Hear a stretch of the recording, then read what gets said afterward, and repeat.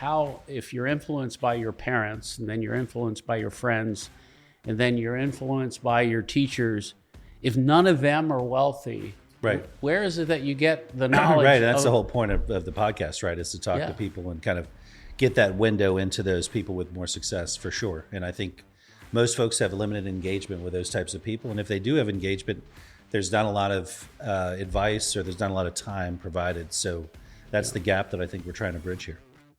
From Wealth Creators USA, this is From Worry to Wealth, the podcast that shatters the myths and mystique surrounding wealth creation. As students, our schools and universities often neglect the crucial education on the core financial principles. I'm Ben Lyons. I'm a business owner, investor, entrepreneur, and author, and I'm joined by my business partner, Alex Fink. And together, we're here to inspire your journey towards improving your financial self. In a world buzzing with advice on the behaviors and mindset to become wealthy, we'll share proven processes tried and tested by our network of successful collaborators. So get ready to move past worry and move towards wealth and your improved financial self. Hi there, welcome back. I am Ben Lyons, and with me is my co-host of this wonderful podcast, From Worry to Wealth, Mr. Alex Fink, the one and only Alex Fink. Say hi, Alex. Indeed. Hey, everybody. Hey, what does everybody think of Alex's hat? I like it. I think it's a great hat. I don't know if he had a bad hair day or what. What is it, Alex? Was it the hair day? I think I concluded that the less people can see of me physically, the more appealing the podcast will be. So that was my thinking. Right. And I understand that Mr. Huffman here brought the wide angle lens just for you. Yes, to today? accommodate my sheer mass in the shot, which is nice. That's right. That's Yeah. right. All right. And as a comedy skit, we were instructed not to wear black shirts today, and I see you That's right. listen to that. Yeah, because I take direction well. Exactly. Absolutely. Yes. Okay, so today we're going to discuss the wealth creation formula, right, for our viewers. Absolutely. Again, this is the From Worry to Wealth podcast, and we're here to talk about the creation of wealth, which is one of the 5 selves. So we're going to discuss a lot of information from the book From Worry to Wealth. I actually brought a copy with me. Here you go. And Alex, this book's meant a lot to me. As you know, I spent years writing it, and you're in the book as a case study. Indeed. I was able to. And that one's not dog-eared. That's a new one. It must be. This what? Ready to hand out. It's not. That's right. No, this is. In fact, anyone wants this copy, let me know. Right. We'll give it to you. I'll sign it. But anyway, without further ado, let's get into the wealth creation formula. Let's do it. In the book, we talk about the 5 selves, right? 5 selves. So we have the spiritual self, we have the psychological self, the social self, the physical self, and the financial self. And our podcast is really about the financial self. Correct. Right? We can sit here and talk about the physical self, right? We could give spiritual advice. But, yes. I think the gyms are really places for people probably to work. Might be better mentors in those capacities. Yes, right. yes. So we're not going to talk about that. Correct. And we're not even going to go into the spiritual self on this podcast. We're going to focus really on the financial self. How about that? I think that sounds smart. Okay. So in this podcast, in this wealth creation formula, and we discuss that, we're going to get into a lot of details of what that is. But what I like to do is talk about, in financial terms, who has influenced us. And I know we've talked about how we've been influenced, and I mentioned that we're first influenced by our parents, right? Correct, yeah. So and then we're influenced. Who else are we influenced by growing up? Teachers, clergy, friends. I mean, friends are a huge influence, right? Folks often look to celebrities for enlightenment, right, and influence. Now, for you growing up, do you remember any wealthy influencers? Well, we both grew up without a lot of means, I would say. So I do remember. I don't know that I was introduced to a lot of wealthy folks when I was younger. I think I was around some smart people, but I don't know if I could categorize wealthy people and with the thought that this is a wealthy person. So Yeah, and that's a discussion that we often talk about, is that how, if you're influenced by your parents, and then you're influenced by your friends, and then you're influenced by your teachers, if none of them are wealthy, Right. where is it that you get the knowledge? Right. And that's the whole point of the podcast, right? Is to talk Yeah. to people and kind of get that window into those people with more success, for sure. And I think most folks have limited engagement with those types of people. And if they do have engagement, there's not a lot of advice, or there's not a lot of time provided. So that's the gap that I think we're trying to bridge here. Yeah, and I think for those people watching this podcast, our objective is really, when you're old like me, almost 60, it's easy to look back and tell you how I got here. Especially, anybody that has achieved a level of financial success. You're in your you're 10 years. Yeah, I've got to change me, my right? notes because I had you down as 70, so I'm going to go ahead and dial that back. That's right. Yeah, I'm not quite that old. right. I know I look that old, Right. but not quite that Yeah, old. I think but- I'm in my 40s, my late 40s. Yeah, right good now. for Yeah, you. yeah. That is impressive. Oh, He looks so much younger than me. I get doesn't older he? every single year, so it's not really that impressive, I don't think. Go ahead. It's hard for someone, let's say in their 20s, to say, how do I get there? How do I look into the future and achieve that financial success, or achieve the best financial self for the future? How do you think most people view the future and being able to see a place of financial abundance? It's probably difficult for most. It was difficult for me. What about for you? I think for some people, they're very focused on their goals, and so they have this vision of the future, and they strive to achieve that vision. For other people, it's the opposite, right? I've known. So how many employees have we managed over the years? It's tens of thousands, probably, right? So you have some folks that I've met that feel like their life is just inevitable, right? They're just going to get to a certain place, and that's where they're going to go. Maybe their parents told them that they'll never amount to anything. Maybe it was a friend. They're oftentimes people are not so encouraging with folks' ability to build a better life or to build wealth. So you have that facet of folks, right? That you meet. I'm sure you've met some folks like that too, right? Yeah. So these are the negative people. These are the people. Yeah, and people, and maybe they're negative inherently because of their environment, or maybe they're just negative because that's their personality. But then you have the opposite of that, which are the people that really do believe in their dreams, and they have a vision board or a storyboard, and they just know they're going to accomplish something. Then you have everybody in the middle. It's kind of where I see it, but that's what I've experienced. Yeah, so I think what's exciting for me is that I was always very inquisitive of, well, how did that person achieve a level of financial success? And having now the ability to interview a lot of very successful people, and creating a formula. Right. We now give people the ability to learn a formula and apply that formula.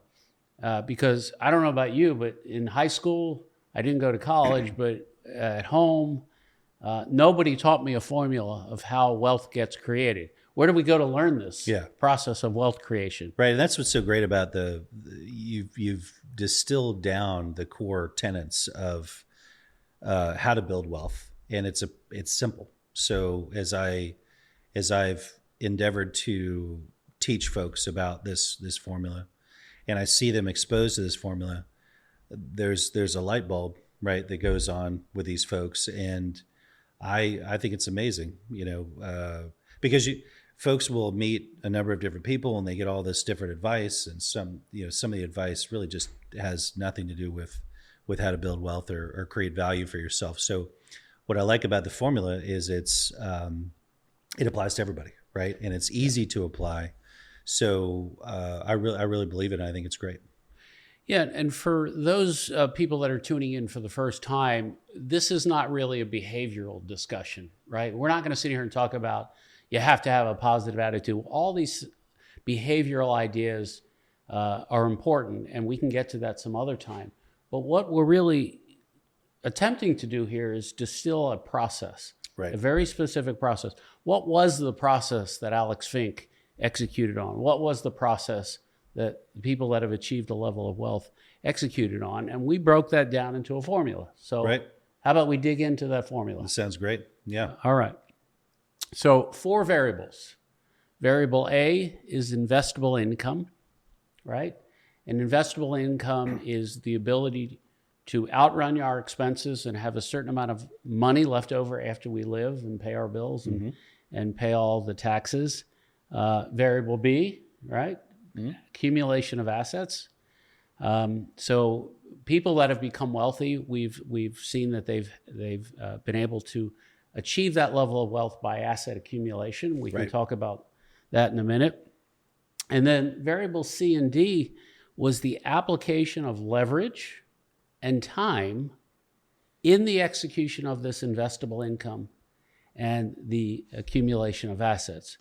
So from your perspective, you know, when you think about the ability to create this variable A solution, which is the predictable, scalable, and reliable income, what do you think of when we think about creating the scalability of income? What are your thoughts around that? Well, my thoughts generally are if you are producing your income based on a quality only that only you possess and only you can perform that task, I think you're pretty limited. But if you can gain a skill that you can use to train others, or not talking about leverage too soon here, but that's leverage okay. that skill to propagate that skill across multiple folks, I think that's where your accumulation of income really comes into play. And you could do that. So if you were an IT resource and you fixed computers, right, and you had to do a manual fix every time and going out there, that's an example of something that's a little bit hard to repeat. But if you built a piece of software, right, that you could then sell 1,000 times, that's more repeatable. Now, if you have that skill where you can fix something and you now train 20, 30 other people, that would be a way to replicate that skill and leverage that skill. So what you're really saying is that if you have a core competency, let's just say you're a plumber. Let's use a plumber. Right. If you develop a core competency as a plumber, how can somebody then scale? We are going to talk about leverage, but how does a plumber, do you think, in terms of solving for variable A, which is the creation of a scalable income, how do you think a plumber could go about scaling his or her income? Yeah, so I think the easiest and most straightforward path for that would be to hone that skill and get your actual license as a plumber and own a company eventually where you hire individuals underneath you and you can scale that to whatever size you want, right? So I think rather than going out and you're taking every service call, right? You take that knowledge, you get your license if you work for a plumbing company, you develop that company, you build resources, you market, and then you scale that skill. That's what I think. Yeah, I tell a story about as I was writing this book, there was a nurse who came to me and she was living paycheck to paycheck. And we got to talking about her core competency as a nurse. And we started talking about her developing a nursing staffing agency. Perfect example. Yeah. So, she today has, 50 nurses that work for her that she bills out to the hospices, hospitals, nursing homes. And, she's making, I think it's about $5 per hour per nurse. Right. Yeah. So do it 100 times and you can make some pretty decent money. Yeah. So variable A in the wealth creation formula really starts with solving for scalability. And in the book, we talk about you have to get to at least $20,000 of investable capital. And the reason we picked 20,000 is that you had to have enough of a meaningful number that you can use for variable B, which is investments. And we'll talk about that in a minute. But the question is, if you look at every wealthy individual that's self-made, how many of them became multimillionaires, or perhaps even we're going to leave billionaires out of this teaching because I don't think that's what we're talking about. Right. We're talking about taking the everyday person that is going from broke to not broke, or from modestly, on the asset net worth or income scale, and moving that towards wealth. Do you think most people become wealthy because of income, or because of asset acquisition? What do you think?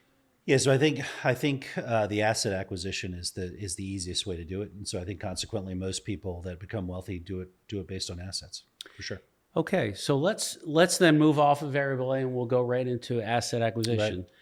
What are your thoughts and beliefs around why you believe that it's probably easier and probably more common for people to become wealthy through the asset? Yeah, so if you can take your investable income and invest it in an asset, the earlier you do that, the better off you're going to be, right? I think you would agree with that, right? So what's nice about it is it doesn't require your time for the most part. Maybe you have a rental property and you get calls on the rental property, but the time allocation is very, very small. So I think for me, you want to invest in appreciable assets. And if you do that, the time that you spend on that asset appreciation is next to nothing. And so you capture all that income without putting in a lot of time. And you could repeat that over and over and over again. As an asset grows, you can leverage that asset to buy another asset. I think that's what's compelling about it from my perspective. Can you run through maybe for our viewers a list of assets that you think, what are your maybe top 5 assets that you can think of? Well, there are a number of real estate assets, right? So real estate's an easy one, right? If you can get into an asset relatively well priced, then you can expect some reasonable appreciation. Businesses really of any type would be another asset, and then of course you have investments, right? A lot of different investment strategies, stocks, and various other funds that you can leverage, and then of course another asset would be potentially a loan to somebody, right? Where you have mortgage, yeah, right, loan, where you have or just a loan, yeah, right? Yep, and let's see, that's 4. You want to help me out with a 5th? Maybe crypto, maybe. Yeah, maybe crypto. Yeah. Maybe crypto. Yeah. Well, you've got real estate, you've got public securities, right? Right. Stocks and bonds. Businesses. You've got an independent business or perhaps a franchise. Right. Right. True. Those are a Yep. little bit different. And then mortgages. Certainly, Insurance product might be one too, because you have certain insurance products that gain value over time. Absolutely. Yeah.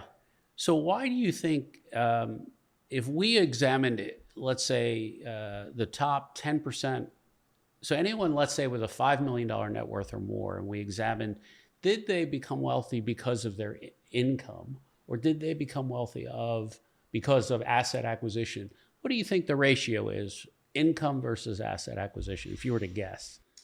If I were to guess, I would say less than 25% of people on the income side and 75 on the asset side. Do you know the data?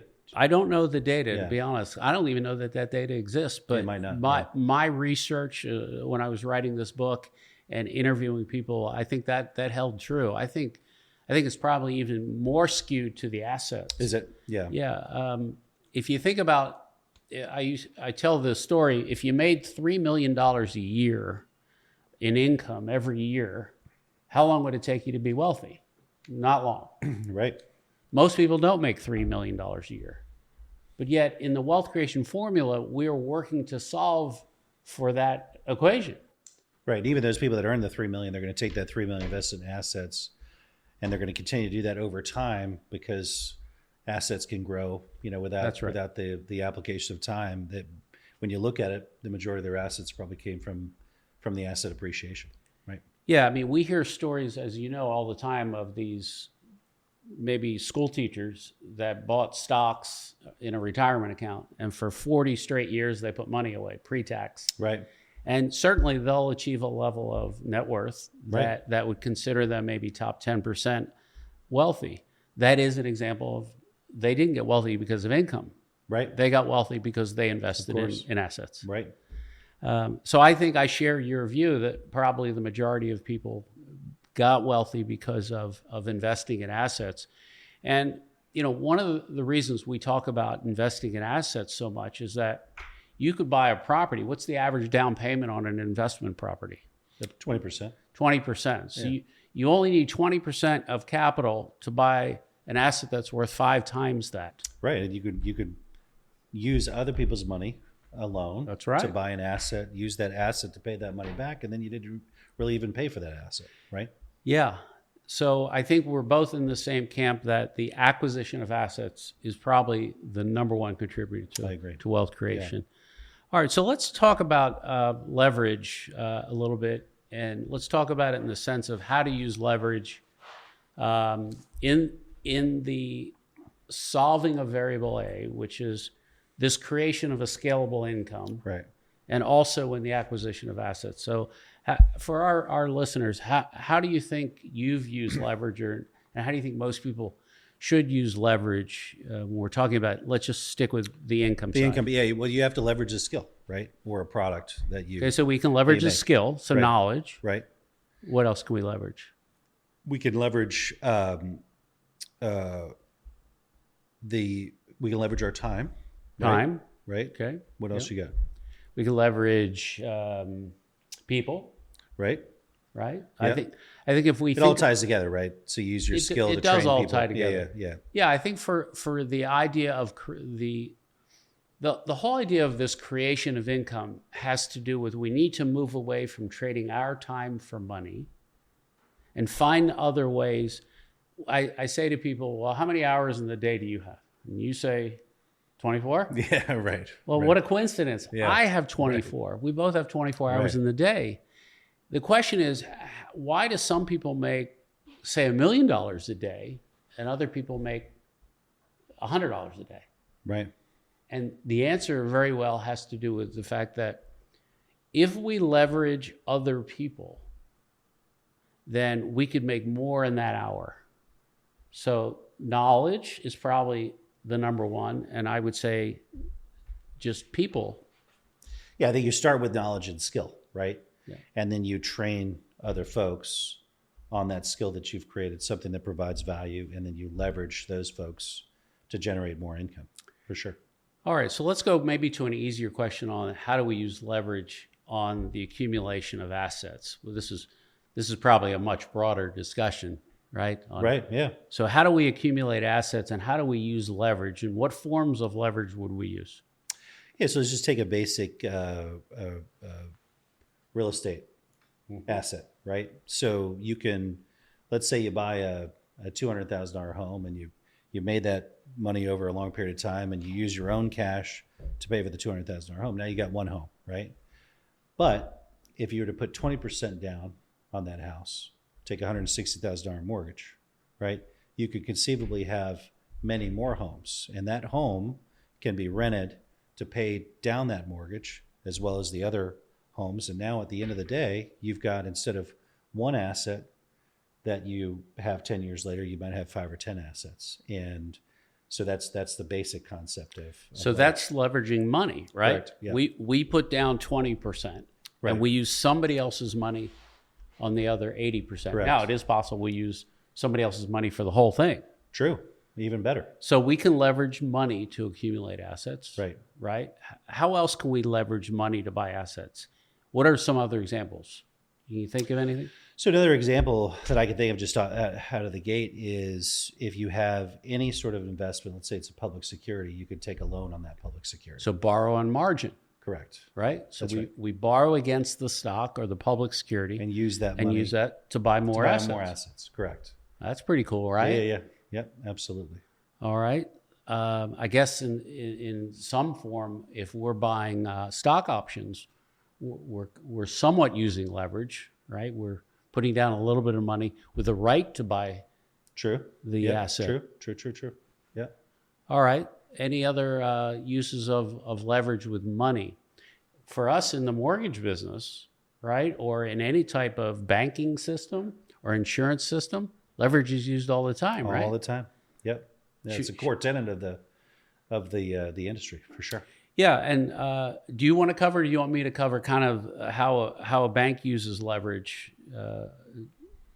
Yeah, sure. I can cover that. But most banks leverage, what would you say, Ben, is probably 9 to 1. 9 to 1 is the something average. like that. We looked it up yesterday, actually, at Right. lunch. Yeah, so a bank has to have a certain number of, let's call it reserves, or a certain amount of equity of their own money, right? Mm-hmm. And they generally use depositors' money for that. I'm sorry, they use shareholders' money for that. And then the depositors' money they use as their money to go out and make more money. That's right. So they borrow the depositors' money. Correct. Yeah. 9 times the money that the owners of the bank actually have. That's exactly right. So if a bank were to put up 10 million, right? Yeah. They could use 90 million of deposits, right? and have 100 million invested versus 10 million. That's cool. And so you could replicate a business model, tenfold using that leverage equation. Yeah. So if we think about leveraging money, I would say for most people that use leverage to acquire assets, money becomes the number one attribute or driver. And for those of you that are watching this, if you don't understand how leverage works and leveraging money to acquire assets, you really should get the book and continue to watch our podcast and learn how to use somebody else's money really to acquire more assets.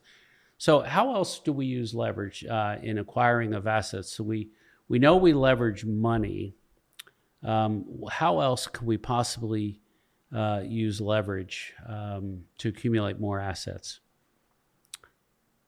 Any thought come to mind? Well, you could use assets to acquire other assets too, right? Yeah, so let's say you're trying to acquire a business and you want to take a loan to acquire that business. In some cases, you might have to put up an asset to collateralize that loan, right? Yeah. So it's kind of the inverse, still using money, but using the asset as leverage in that case. Does that make sense? Yeah. Well, there's a saying, the rich get richer and the poor get poorer. Yeah, that's right. You know where that saying came from? I don't. Because the rich have assets. Right. And those assets grow, and they can leverage those assets to buy more assets. Right. That's why the rich get richer. Well, there's no question about that. Yeah.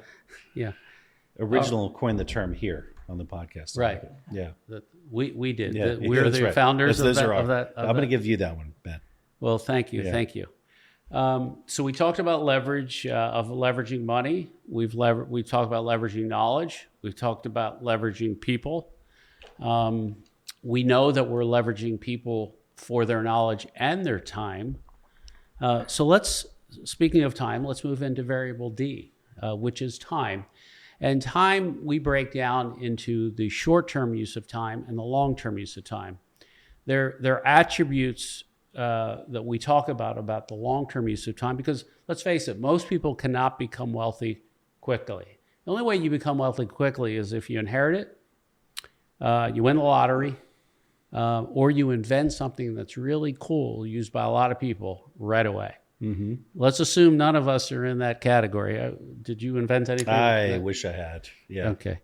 So assuming that you need time, why is time so important? And let's break time down into short-term use of time and why time is such a critical component. In my opinion, time is the most important component of the wealth creation formula.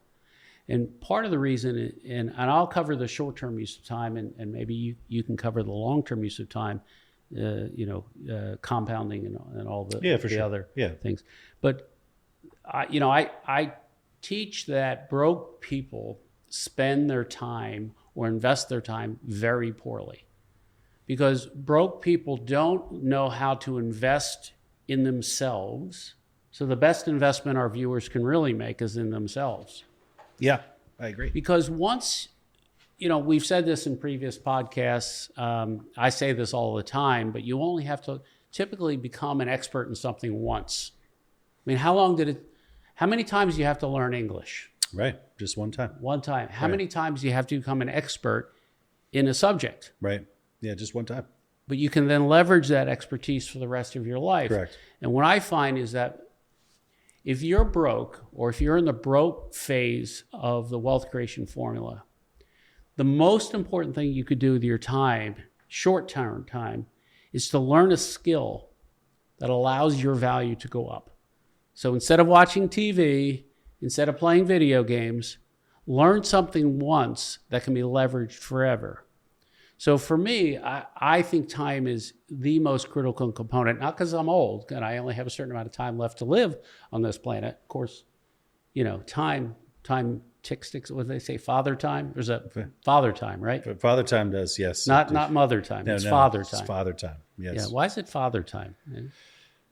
We'd have to talk to the actuaries of the insurance business about that. Absolutely. I mean, I'm closer to death every day now. That's true. Yeah, Each one of us get older every single year. Any minute now. I mean, who for knows? Sure. For sure. So that's why time is so critical. But just in all kidding aside, that we don't value time I think, enough in this society. I think we're willing to waste time, but yet if we make $20 an hour, Alex, and we waste an hour, why don't we just keep taking $20 bills and throw it on the ground? For sure. Isn't that the same thing? Yeah, it is. So we especially don't value time, I think, for many reasons. But in this discussion of From Worry to Wealth, those of you that are in the broke phase or the early phases of your creation of wealth, you really need to consider how to invest your time to become more valuable. So now let's pivot to long-term use of time. Well, I would add one clarification too, because you had mentioned investing in a skill, but then you have to apply that skill, right? And then you also have to, in terms of short-term time, you can look, and we've had this discussion recently about any of our businesses and how we've functioned over the last several years. You can always look back and apply time to a more valuable place, right? It's those folks that don't ever look at that and don't focus their time on the areas that are most accretive to their lives. That is a challenge, I think, right? So that's I would say that's the second nuance to that time factor. So you're saying right? the application of what they once you have that skill, if let's say you have one business that you could make $10 an hour, another business you can make $50 an hour. Well, clearly, if you apply your time to the more accretive business, you'll have more investable dollars. So remember that parable we talk about? I guess it's a parable for our viewers. Let's do that. We have a 12-year-old girl riding a bike in a bike race against a professional Olympic cyclist who has to ride a little three-wheeler tricycle. So for our viewers, if there's a bike race, let's call it a 5-mile bike race, you have a 12-year-old girl on a 10-speed and a professional bicyclist on a tricycle. Who wins the race and why? The kid, because they've got the better vehicle. The better vehicle. Yeah, for sure. So often what happens with us is that we're pedaling really hard, but because we're on the wrong vehicle, we're not able to get to the finish line quick enough. So is that an example of where if we invested our time to get on a better vehicle? Yeah, it's good parallel. If we developed a skill where... Yeah, if you were going to the store and you had the bike and you had the tricycle and you wanted to spend as little amount of time as possible, you take the bike to the store. Makes perfect sense. Right? That's right. Yeah. But it's interesting that we talk about being, say, a bricklayer, nothing against bricklayers, or, I don't know, let's pick a skill that you could earn 10 times what a bricklayer may make. You're going to spend the hour anyway. So if you can invest your time to develop that higher skill that's within your core competency, that's a great use of short-term time. Yeah, and an example in a trade would be, because you brought up a construction reference, right? Let's say the drywall, right, in a place. Let's say you have a drywall company. You're great at drywall. Well, there are many, many more people that can hang drywall than can finish drywall. The folks that make the money are the finishers, the one that make it look great. So even if you have that company, apply it to that and say, okay, I've got this company. I'm gonna outsource or sub out all the people hanging the drywall, and I'm just going to focus on the finish because that's where I'm going to make all the money. That would be an example of leveraging time. Yeah. Right. Yeah. So let's pivot to long-term use of time, because we've talked about wealth being created in 15 to 20 years. Can you think of some applications that we talk about, not only in the book, but you and I talk about all the time, about why long-term use of time is so critical in the creation of wealth with investments and with strategy? It's just high value of money, right? So the sooner you start investing, the sooner your assets start to accumulate. That accumulation creates more accumulation, and you get to a much better place. I've looked at models that you probably have some data that you've looked at as well, of folks that start investing in their 20s versus their 30s. When those people get to their 60s, the difference between the folks that started investing in their 20s versus 30s is a massive, massive difference. Yeah, and I think that's through compounding, right? Right, yeah, for sure. It's through the value and benefit of compounding. Yep. And I think somebody said compounding was the eighth wonder of the world. I always got that wrong. Was it Albert Einstein? Was it, who said that? I think I quoted Warren Buffett one day, but I think it's actually Albert Einstein who said that that compounding is the eighth wonder of the world. Yeah. And it really is. But Warren Buffett, I mean, it's a core tenet of what he does, right? Yes. In terms of compounding interest is his thing. So what are some of the other attributes when we own real estate? And, I interviewed a guy, I don't want to give you his name. His net worth is about $600 million, and he's in his 90s now, but I interviewed him and I said, hey, what's the one regret you have? And he gave me a very strange answer. He said, I sold assets too early. Right. And I said, well, I think we all have that regret. Why did you regret that? He said, well, because those assets provided, they kept going up in value. Talking about appreciation, right? So that's appreciation is one. So we have appreciation. What are some of the attributes of why time is great with assets? Appreciation's one. Yep. What are some others? Can you think of any others? Well, compounding interest, depreciation. Depreciation. Yep, right. So you get the tax benefit. Yep. Maybe cash flow. Yep, certainly. Typically, your income on the asset goes up over time as well if you're renting that asset. That's right. Cash flow or growth of income. Yeah, for sure. I think there's one more with real estate that I talk about, which is amortization. Yep. And amortization is the tenant or some outside source paying down the debt. Why do you think it takes most people 15 to 20 years to become wealthy? What would your thinking be behind that? Well, I think you become wealthy much quicker if you have an income strategy that allows you to invest more earlier on. And so logically, right, the younger you are, typically the less you make. So as you get older and older, your income typically goes up. That investable income then goes up, and so you have more capital to deploy or more investment to deploy over time.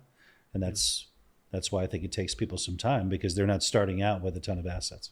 If you look at the statistics to play into what you just said, right, people in their 50s and 60s, statistically speaking, are wealthier than people in their 30s and 40s.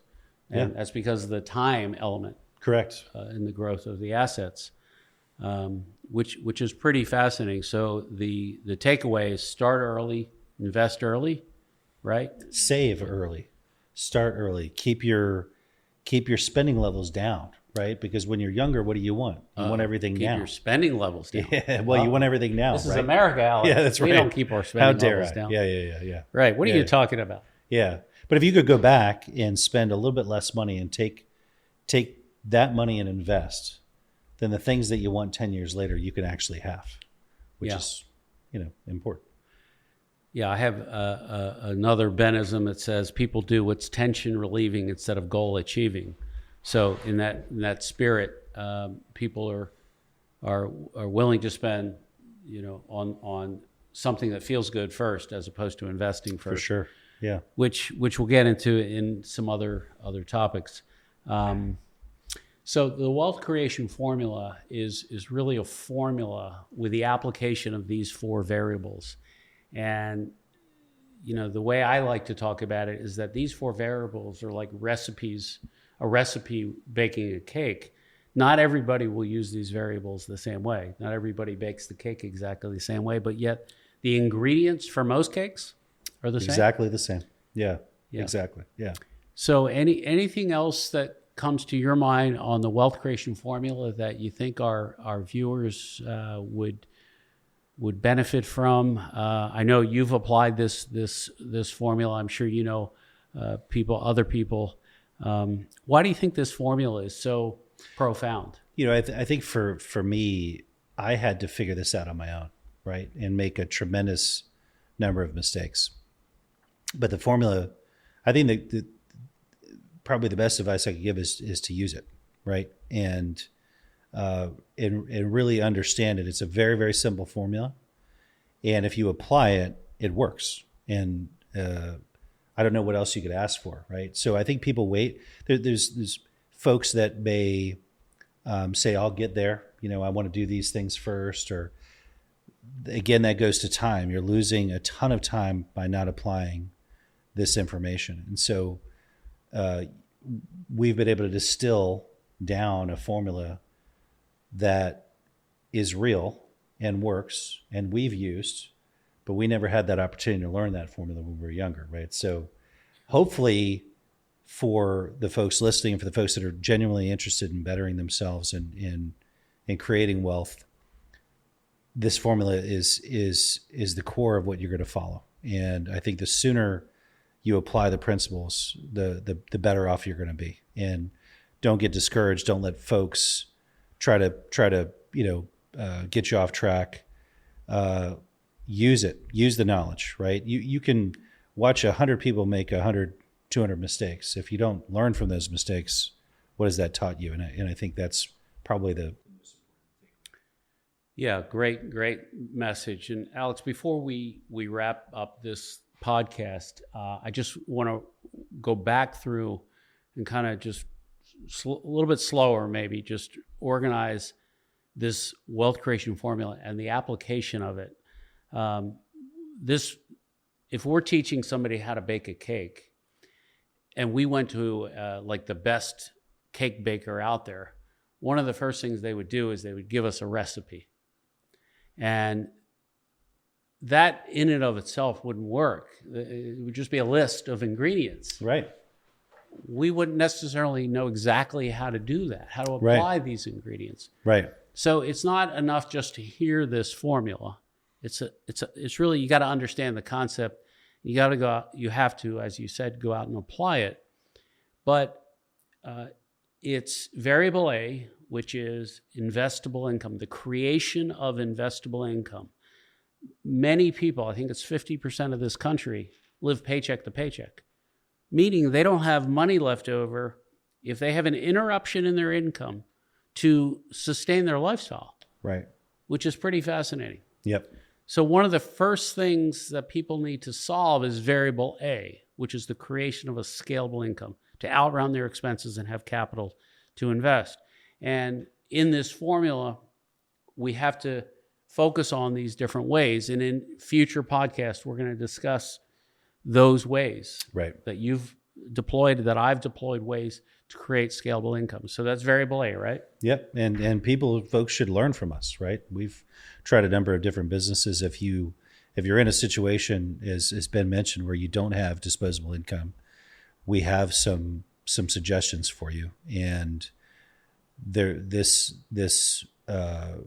process and this formula, when applied, works. And to the extent that you don't have the opportunity to do it on your own, we're happy to help you with that. Yeah, excellent. Great point. So moving into variable B. Variable B is the accumulation of assets. Assets, yes. And we believe that assets are the largest contributor of somebody's net worth. Correct, yeah. And we'll, in future podcasts, go through in great detail different types of assets that people can acquire, right? Right. I think you and I love real estate, right? We do. We love real estate, but we love other assets. We like all kinds of assets, we do. Don't we? Yeah, we do. Yeah. Anything that appreciates, we like. Yeah. That's right. Variables C and D, leverage. Mm-hmm. We talked about leveraging different things, right? Leveraging people, right, for their time and their knowledge. Right. We talked about leveraging money. We love leveraging money. We do. Yes. And then variable D is time. Time. Yep. And time we broke down into short-term and long-term use of time. So that effectively is this formula that Wealth Creators from Worry to Wealth is all about. And our podcast is really about unraveling how our guests, because we'll be bringing on a lot of guests that are self-made, and how those individuals have applied this formula. And really, over and over and over again, you're going to hear that every single wealthy person that I've ever met or interviewed, if you look at this formula, they've used this formula. Oh, exactly. Right. And that's why I mentioned, I don't know of another system that's broken down the success of so many people in so many different industries into a repeatable formula that's easy to understand, that's simple enough to apply, right? Yeah.